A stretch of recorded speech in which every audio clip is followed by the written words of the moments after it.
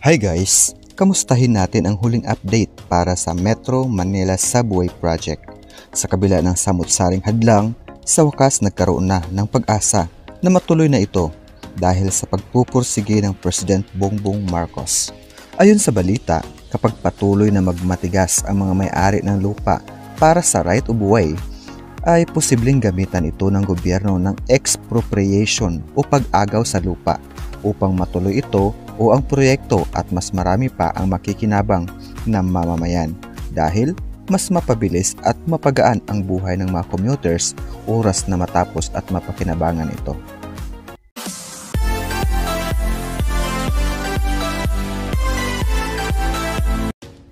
Ang President Bongbong Marcos ay nangakong tatapusin ang Metro Manila Subway Project sa 2028. Muling pinagtibay ni Pangulong Ferdinand Marcos Jr.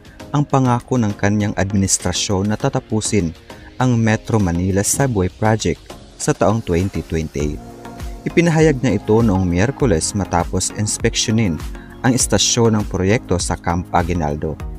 Ang 33-kilometro underground railway ay magkakaroon ng 17 na istasyon mula sa lungsod ng Valenzuela hanggang sa lungsod ng Parañaque. Layunin nitong pababain ang biyahe mula sa Valenzuela City patungong Ninoy Aquino International Airport mula sa kasalukuyang 2 oras tungo sa 40 minutos na lamang. Sa isang panayam matapos ang inspeksyon, nagpahayag si President Bongbong Marcos ng pag-asa na maipasinaya ang Metro Manila Subway Project bago matapos ang kanyang termino. Maaaring matapos ito sa 2028. Baka maipasinaya natin ito sa 2028, anya. Lahat ay sang-ayon na kailangan talagang pabilisin ang trabaho upang maging mas komportable ang pagkukommute ng ating mga kababayan, dagdag pa ng Pangulo. Saksi rin si Bongbong Marcos sa paglulunsad ng kauna-unahang tunnel boring machine, CP-103, mula Camp Aguinaldo Station sa Quezon City patungong Ortigas Station sa Mandaluyong City. Ang bahagi ng tunnel na daraanan sa ilalim ng Corinthian Hills at Corinthian Gardens na kolektibong kilala bilang Corinthian Properties ay may habang humigit kumulang 850 na metro at matatagpuan sa Barangay Ugong Norte, Quezon City. Ang bahaging ito ng tunnel alignment na nasa pagitan ng Camp Aguinaldo at Ortigas Stations ay apektado ang kabuuang 69 na pribadong pag-aari at may lalim na mula 19 hanggang 39 na metro. Sa kabila ng patuloy na pagsisikap ng mga ahensyang sangkot, ilan sa mga bahagi ng lupa sa lugar ay hindi pa rin nakukuha sa pamamagitan ng subterranean right-of-way acquisition. Narito ang kasalukuyang kalagayan ng construction.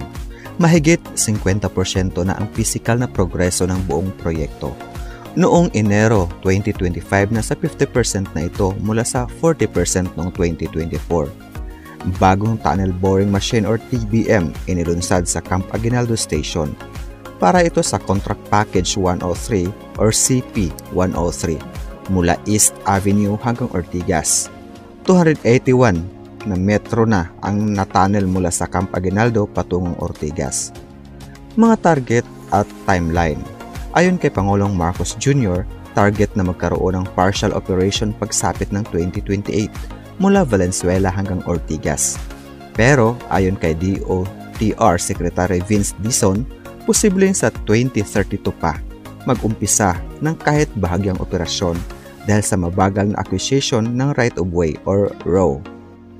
Dating target ng buong operasyon ay 2029 pero mukhang maantala. Pangunahing hadlang ang right-of-way or ROW. 59% pa lang ang natapos na ROW acquisition. May matitinding negosasyon pa sa ilang pribadong lugar gaya ng Corinthian Gardens sa Quezon City. Posibleng gumamit na ng expropriation kung hindi magkaayos sa mga may-ari ng lupa. Walang full-scale tunneling hanggat hindi nakukompleto ang right-of-way sa lahat ng bahagi. Ang mga dapat bantayan, una, bilis ng right-of-way acquisition. Ito ang pinakamahalagang salik sa pagpapatuloy ng proyekto. Pangalawa, pag-usad ng ibang contract packages tulad ng CP 105 to 109 na sumasaklaw sa BGC, Loton, Senate, at NAIA. Number 3. Tunneling progress sa CP-103 at iba pang civil works.